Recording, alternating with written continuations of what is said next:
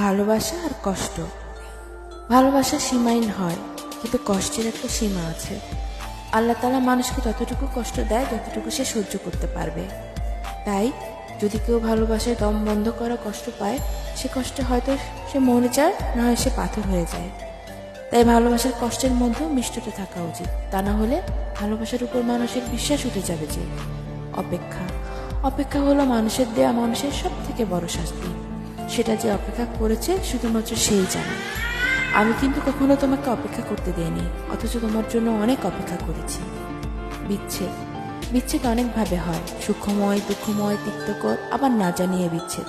তবে আমার মতে বিচ্ছেদ সুখময় হওয়া উচিত, যাতে বিচ্ছেদের মধ্যেও একটা আনন্দ থাকে যে কাছের মানুষটা ভালো আছে, ভালো থাকবে, সুখে থাকবে। ভালোবাসা খুব বড় বিশাল একটা অনুভূতি। এর মধ্যে আছে রাগ, দুঃখ, জিদ, মায়া, মমতা, যত্ন, প্রেম, অভিমান, অভিযোগ। ভালোবাসা যেমন আকাশের মতো বিশাল, তেমন সাগরের মতো গভীর। তাই এটাকে কখনো ছোট করে দেখা উচিত না। যখন মনে হবে তোমার ভালোবাসা অপমানিত হচ্ছে, তখনই এটা মনের কোনো এক চিলকোঠায় যত্ন করে তুলে রাখবে।